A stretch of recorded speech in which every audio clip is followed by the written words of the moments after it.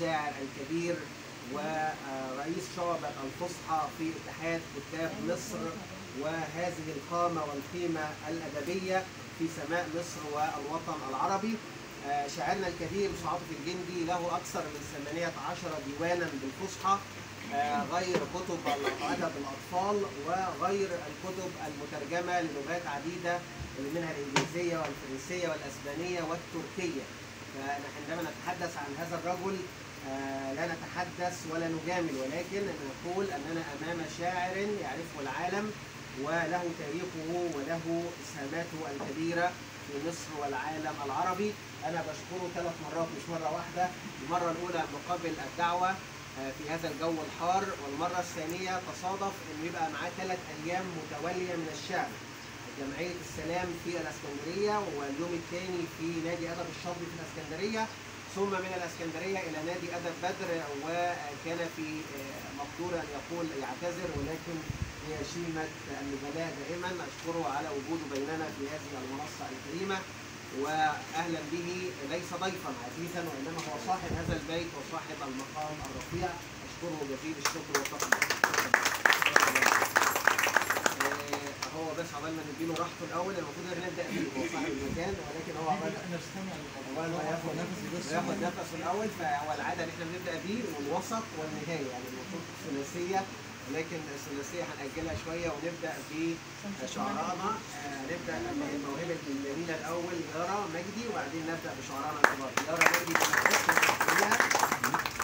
يا يارا.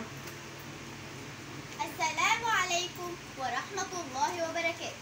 معكم يارا مجدي فؤاد الدمرداش.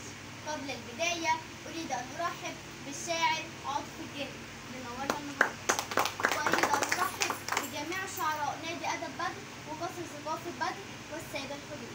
وقصيدتي بعنوان هبة السماء للشاعر القدير والكبير أحمد مرسي. أنا من تراب رعته السماء، أنا نبت أرض روتها الدماء، يعود انتمائي لأصل كريم وما في كلامي أدنى ادعاء. سلوا الدهر عني وعن سيرتي، سلوا الدهر عني وعن سيرتي، يجب إنني قبلة الأنبياء. أنا مصر، أنا مصر واسمي قرين العلا، إذا زل غيري أبيت انحناء.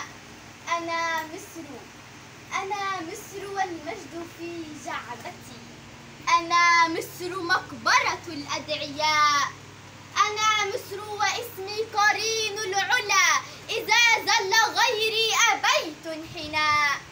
أنا سنبلات بها أمنيات، أنا النور والعلم والكبرياء.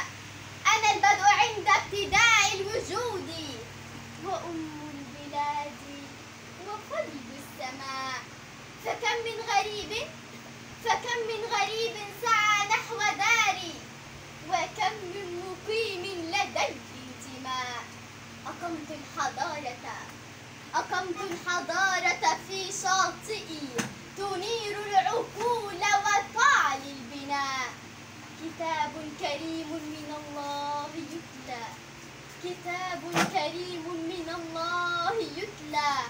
أيا مصر أرضك فيها العطاء، ألا فادخلوها سلاما أمانا، ألا فادخلوها سلاما أمانا. فمصر من الخوف دوما براء، وأوصى الرسول بأبنائها فأجنادها خير جند اللقاء. فلا يخضعون لباغ لئيم ولا يجبنون إذا البغي جاء. فمن قبل مينا وقفنا رجالا، فمن قبل مينا وقفنا رجالا، نصد الغزاة ونحمي البناء. عشقت ترابك يا مصر دوما، عشقت ترابك يا مصر دوما، وأفديه بالروح يوما نداء. فإن غبت عنك أهيم بدربي أناجيك صبحا وعند المساء، ولست أداري عن سر عشقي، فأنت الأماني وكل الرجاء. وإن خيروني بأرضي نعيما، فبعضك والنار عندي سواء. أنا في هواك أكابد